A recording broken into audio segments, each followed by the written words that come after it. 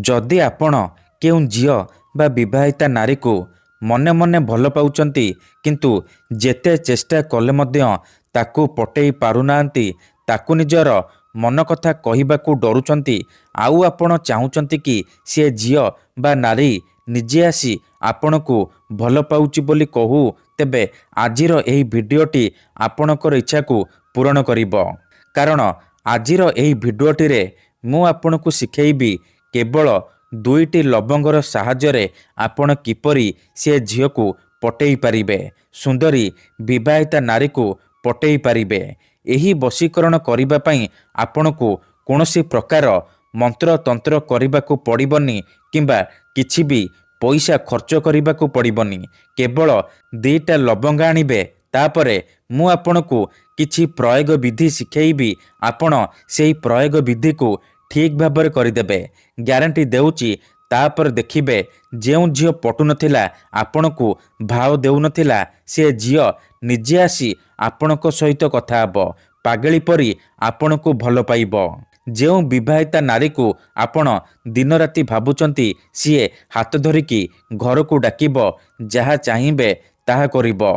ନମସ୍କାର ଫ୍ରେଣ୍ଡସ୍, ଓଡ଼ିଆ ଫଣ୍ଡା ଚ୍ୟାନେଲକୁ ଆପଣମାନଙ୍କୁ ସ୍ୱାଗତ। ଦୁଇଟି ଲବଙ୍ଗର ଏହି ବଶୀକରଣ ପ୍ରଚଣ୍ଡ ମହାଶକ୍ତିଶାଳୀ ନାରୀ ମୋହିନୀ ବଶୀକରଣ। ଏହାର ପ୍ରୟୋଗ କେବେ ବି ଖାଲି ଯାଏନି। ଯିଏ ବି ଏହି ବଶୀକରଣ କରିଛି 100ରୁ 100% ସଫଳ ହେଇଛି। ନିଜ ପସନ୍ଦର ସୁନ୍ଦରୀରୁ ସୁନ୍ଦରୀ ଝିଅକୁ ଅତି ସହଜରେ ପଟେଇ ପାରିଛି, ତାଠାରୁ ନିଜର ମନ ମୁତାବକ କାମ ହାସଲ କରିପାରିଛି। ତେଣୁ ଯଦି ଆପଣ ଝିଅ ପଟେଇବାକୁ ଚାହୁଁଛନ୍ତି, ବିବାହିତା ନାରୀକୁ ପଟେଇବାକୁ ଚାହୁଁଛନ୍ତି, ତେବେ ମୋ କଥା ମାନି ଦୁଇଟି ଲବଙ୍ଗ ଆଣି ଆଜିର ଏହି ବଶୀକରଣ କରିକି ଦେଖନ୍ତୁ, ତାପରେ ଦେଖିବେ ଚମତ୍କାର।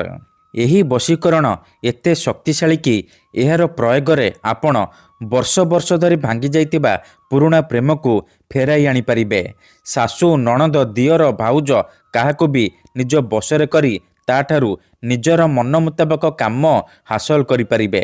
ତେଣୁ ଭିଡ଼ିଓଟିକୁ ମୂଳରୁ ଶେଷ ପର୍ଯ୍ୟନ୍ତ ଧ୍ୟାନ ସହିତ ଦେଖନ୍ତୁ, ପ୍ରୟୋଗ ବିଧିକୁ ଠିକ୍ ଭାବରେ ବୁଝନ୍ତୁ, ତାପରେ ଆପଣ ଏହି ବଶୀକରଣ କରିବା ପାଇଁ ଯିବେ। କାହିଁକି ନା ଏହି ବଶୀକରଣକୁ ପ୍ରୟୋଗ କରି ହଜାର ହଜାର ଲୋକମାନେ ଲାଭବାନ ହେଇଛନ୍ତି, ନିଜ ପସନ୍ଦର ଝିଅକୁ ପଟେଇ ପାରିଛନ୍ତି। ଆଶା ଛାଡ଼ି ଦେଇଥିବା ଲୋକ ମଧ୍ୟ ନିଜ ପ୍ରେମକୁ ପାଇପାରିଛି।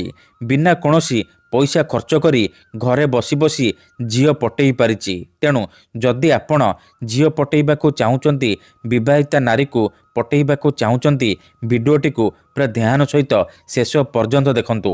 ବିଧିଟି ଜାଣିବା ପୂର୍ବରୁ ଯଦି ଆପଣ ଆମ ଚ୍ୟାନେଲକୁ ପ୍ରଥମ ଥର ଆସିଛନ୍ତି, ତେବେ ଦୟାକରି ଚ୍ୟାନେଲକୁ ସବସ୍କ୍ରାଇବ୍ କରି ପାଖରେ ଥିବା ବେଲ୍ ଆଇକନ୍କୁ ମଧ୍ୟ ଦବାଇ ଦିଅନ୍ତୁ, ଯାହାଦ୍ୱାରା ଆମେ ଯେଉଁ ବି ଭିଡ଼ିଓ ଅପଲୋଡ଼ କରିବୁ ସର୍ବପ୍ରଥମେ ଆପଣ ଦେଖିପାରିବେ ଆଉ ତାର ଲାଭ ପାଇପାରିବେ।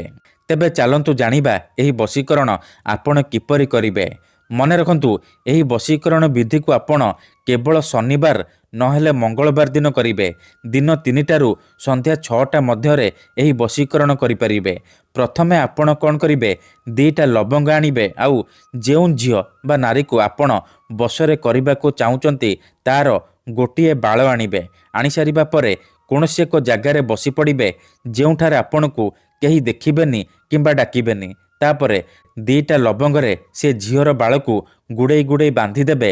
ବାନ୍ଧି ସାରିବା ପରେ ସେ ଲବଙ୍ଗରେ ସିନ୍ଦୁର ଲଗାଇଦେବେ। ତାପରେ ସେ ଲବଙ୍ଗକୁ ଖଣ୍ଡେ କାଗଜରେ ମୋଡ଼ିକି ନିଜ ପକେଟରେ କିମ୍ବା ମନି ପର୍ସରେ ରଖିଦେବେ। ଗ୍ୟାରେଣ୍ଟି ଦେଉଛି ଯେପର୍ଯ୍ୟନ୍ତ ସେ ଲବଙ୍ଗ ଆପଣଙ୍କ ପାଖରେ ଥିବ ସେ ଝିଅ ବା ନାରୀ ଆପଣଙ୍କ ବଶରେ ରହିବ। ଧନ୍ୟବାଦ।